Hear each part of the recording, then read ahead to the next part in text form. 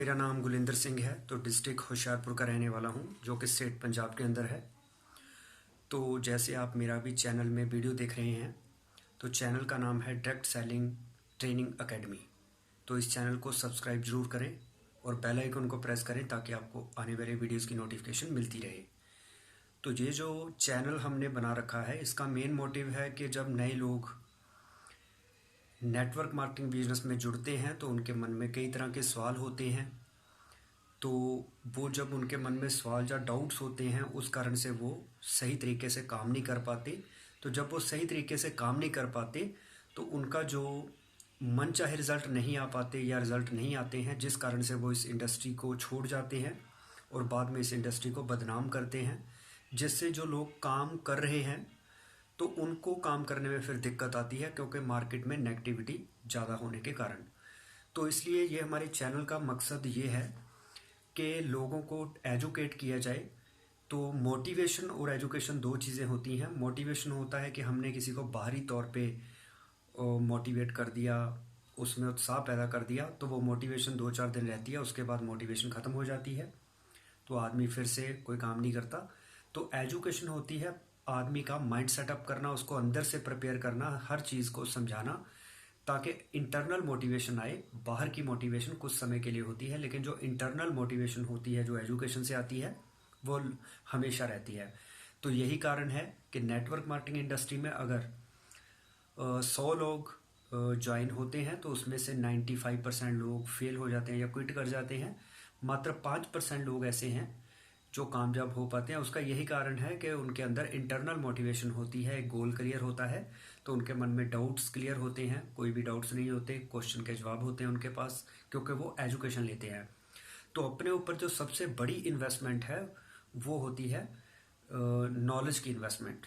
तो हम अपने पैसे को कई तरीके से यूटिलाइज करते हैं, ज़मीन खरीद लेते हैं, गहने खरीद लेते हैं, या हम और कई चीज़ें खरीद लेते हैं, लेकिन वो इन्वेस्टमेंट हमें कुछ नहीं देती, थोड़ा बहुत हमारे पैसे को बढ़ा देती है। लेकिन जो हम अपने दिमाग के ऊपर खर्च करते हैं इसको एजुकेट करने के लिए, वो सबसे बड़ी इन्वेस्टमेंट है। क्योंकि आपका गहना या पैसा जो है वो तो चोरी हो सकता है, लेकिन जो आप अपने अपने नॉलेज में वृद्धि कर ली, वो नॉलेज आपकी कोई चुरा नहीं सकता। उसी नॉलेज के आधार पे आप ज़िंदगी में आगे बढ़ते हैं। तो इसलिए आप हमारे इस चैनल को सब्सक्राइब ज़रूर करें, डायरेक्ट सेलिंग ट्रेनिंग एकेडमी। तो इसमें ट्रेनिंग ज़्यादा से ज़्यादा वीडियो देखें और बड़े ध्यान से देखें। इसमें बताया हुआ है कि अपलाइन ऑनलाइन क्या होती है, अपलाइन ऑनलाइन का रिलेशन कैसा होना चाहिए, अपलाइन की रिस्पॉन्सिबिलिटीज़ क्या होती हैं, डाउनलाइन की रिस्पॉन्सिबिलिटीज़ क्या होती हैं। क्योंकि नेटवर्क मार्केटिंग में लोग रिस्पॉन्सिबिलिटी नहीं लेते हैं। अपलाइन सोचती है डाउनलाइन काम करे, डाउनलाइन सोचती है अपलाइन काम करे, तो इस तरह से फिर काम हो नहीं पाता। तो इस चैनल में आपको हर तरह की वीडियो पता चलेगी। डायरेक्ट सेलिंग क्या होती है, मार्केटिंग, नेटवर्क मार्केटिंग में क्या फ़र्क है, single level marketing, multi level marketing क्या होती है, ये सारे तरह की ट्रेनिंग आपको मिलेगी। इसके अलावा नेटवर्क मार्केटिंग में ऑब्जेक्शन हैंडलिंग, लोग ऑब्जेक्शन क्यों करते हैं, तो उनके सवालों का जवाब कैसे देना है, उनका कैसे लोगों को हैंडल करना, उनके माइंड को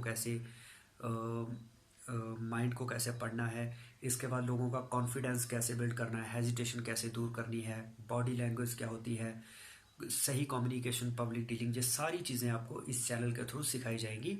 क्योंकि जब हम कोई आदमी डॉक्टर बनता है तो वो MBBS की डिग्री लेता है, BAMS की डिग्री लेता है। इसी तरह इंजीनियर बनना हो तो हमें इंजीनियरिंग की डिग्री लेनी होती है। अगर हम वकील बनना हो तो हमें LLB LLM करनी पड़ती है।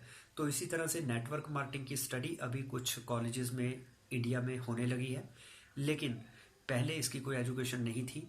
तो अब भी एजुकेशन हर जगह नहीं मिलती, तो इसलिए फ्री में जो एजुकेशन हम आपको देते हैं, तो इस एजुकेशन को लीजिए और आगे बढ़िए। आने वाला जो समय है वो नेटवर्क मार्केटिंग इंडस्ट्री का है। तो आज जो मैं वीडियो आपके लिए लेके आया हूँ, इसका टॉपिक है कि एक जो शॉपकीपर होता है तो वो भी एक सेल्समैन, और एक सेल्समैन वो होता है जो घर घर में जाता है, जिसका काम फील्ड का रहता है, वो एक जगह नहीं होता। तो दुकानदार तो एक जगह रहता है जहाँ उसने इन्वेस्टमेंट की है, लेकिन जो सेल्समैन है वो घर घर जाता है, डोर टू डोर जाता है।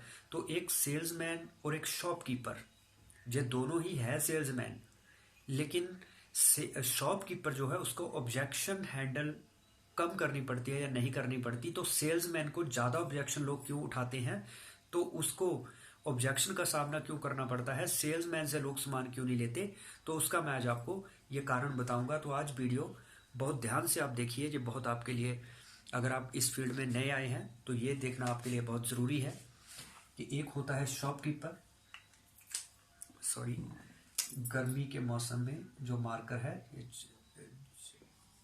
जवाब दे गया, शॉपकीपर, और दूसरा होता है सेल्समैन।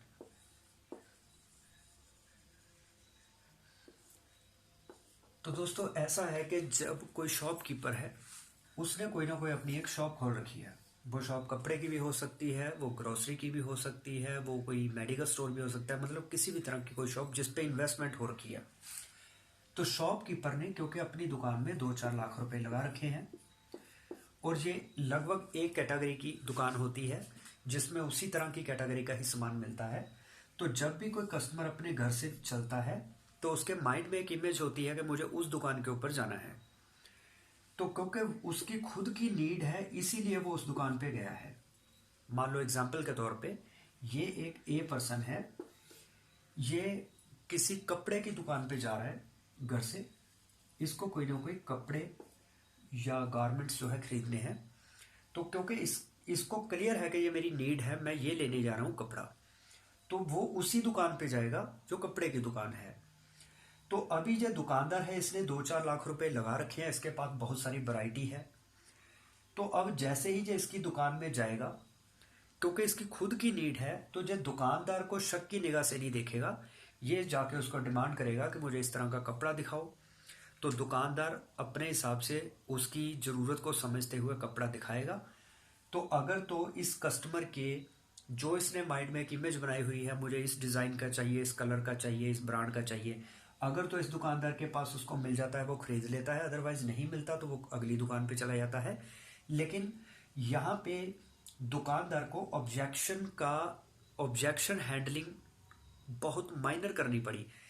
ये ज़्यादा से ज़्यादा जो कस्टमर है ये क्या उसको ऑब्जेक्शन करेगा, ये तो नहीं कहेगा कि मैं कपड़े खरीदने नहीं आया, है ना, वो खरीदने आया है, उसको पता है मेरी नीड है। उसका पहला ये आएगा कि मुझे और वैरायटी दिखाओ, और वैरायटी दिखाओ, तुम्हारा ये लेटेस्ट नहीं है, ये पुराना डिज़ाइन हो गया, ये कलर अच्छा नहीं है। तो उसकी जो कुछ ऐसी ऑब्जेक्शंस होंगी, इसका कलर ना उतर जाए, तो इसका कपड़ा ख़राब ना हो जाए, कपड़ा कम ना हो, तो उसकी ऐसी कुछ ऑब्जेक्शंस होंगी। तो अगर उसको कपड़ा पसंद आ जाता है तो उसके बाद उसकी ऑब्जेक्शन क्या होगी कि इसका दाम ज़्यादा है, मुझे तो कम पैसे देने हैं। तो अगर तो दुकानदार के बजट के हिसाब से वो जितने कस्टमर, मतलब जितने में उसको मुनाफा थोड़ा बहुत हो रहा है, अगर उतने में कस्टमर पैसे देता है तो वो कस्टमर को दे देगा सामान, अदरवाइज वो नहीं देगा। तो इसमें क्या है कि दुकानदार को ऑब्जेक्शन माइनर सी हैंडल करनी पड़ी, जिसके जवाब वो आराम से दे सकता है। इसको किसी भी तरह की कोई एजुकेशन की ज़रूरत नहीं है। कोई भी एक फ्रेशर आदमी आज दुकान खोलता है तो वही 7-8 महीने 1 साल चला के उसको पता चल जाता है कि कस्टमर कौन कौन सी ऑब्जेक्शन करता है, वही जनरली ऑब्जेक्शन होती है, तो उसका जो जवाब वो आराम से दे पाता है शॉपकीपर। इसलिए दुकान करना थोड़ा सा आसान है, क्योंकि इसमें एक तो आपको चल के किसी के घर नहीं जाना पड़ा, कस्टमर खुद आपके पास चल के क्यों आया, क्योंकि आपने पैसे लगा रखे हैं, आपकी दुकान के अंदर वो सामान दिख रहा है। अब बात आती है सेल्समैन की, क्योंकि सेल्स प्रोफेशन के अंदर हमारी कोई भी किसी तरह की इन्वेस्टमेंट या दुकान नहीं होती, हम होते हैं खाली हाथ। जस्ट हमारे हाथ में एक बैग होता है या एक पेन होता है, एक डायरी होती है, तो हम खुद चल के जाते हैं कस्टमर के घर में। तो यहां पे अब प्रॉब्लम क्रिएट होती है। अब जब कस्टमर के घर में एक सेल्समैन खुद गया तो अब कस्टमर को क्या लगेगा कि मुझे इस चीज की जरूरत नहीं है, जो मुझे बेचने के लिए आया है। तो अब होगा क्या, क्योंकि उसको लग रहा है मेरी जरूरत नहीं है, ये मुझे जबरदस्ती बेच के पैसा कमाना चाहता है, इसका कोई फायदा है। अब वो करेगा ऑब्जेक्शन कि मेरा इस चीज़ में इंटरेस्ट नहीं है, मेरे पास पैसे नहीं है, मैं बाद में लूँगा। तो वो कई तरह के ऐसे ऑब्जेक्शन करेगा जिसका कि सेल्समैन के पास कई बार जवाब नहीं होता। तो इसमें एक ही चीज़ का फर्क रहा कि कस्टमर को सेल्समैन के ऊपर फेथ नहीं है। तो कोई भी सेल तब तक नहीं हो पाती जब तक सेल्समैन के ऊपर कस्टमर को फेथ ना हो। अब कस्टमर को यहाँ पे उसका कपड़ा खराब निकलता है तो उसको पता है मैं दोबारा इसकी दुकान पे जाके चेंज कर लूँगा, तो ये कहीं भाग नहीं जाएगा दुकानदार, तो मैं इसके पास फिर से चला जाऊँगा। लेकिन सेल्समैन का उसको होता है कि कल को ये चीज़ खराब निकली तो मैं इसको कहाँ ढूंढूंगा, इसकी तो कोई दुकान ही नहीं है। दूसरा, उसको लग रहा है ये मुझे ज़बरदस्ती बेच रहा है, मुझे इसी की ज़रूरत नहीं है।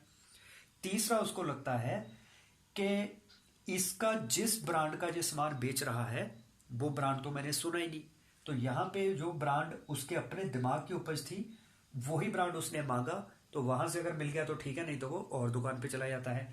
लेकिन यहाँ पे अब वो सेल्समैन से अगर किसी और ब्रांड की मांग करता है तो अब सेल्समैन के पास तो वही ब्रांड है जो वो बेच रहा है, उसके पास अदर ब्रांड है ही नहीं।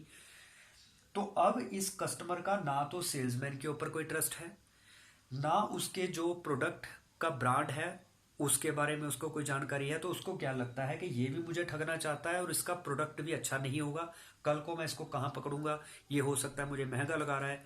तो इस तरह से उसके मन में कई तरह के डाउट्स होते हैं, वो डाउट्स के चलते वो ऑब्जेक्शन उठाता है ताकि मैं इसको किसी ना किसी तरीके से मना कर दूं कि तुम्हारे प्रोडक्ट की क्वालिटी अच्छी नहीं है, मतलब मुझे ये नहीं लेना है, मेरी ज़रूरत नहीं है, तो वो ऑब्जेक्शन करेगा।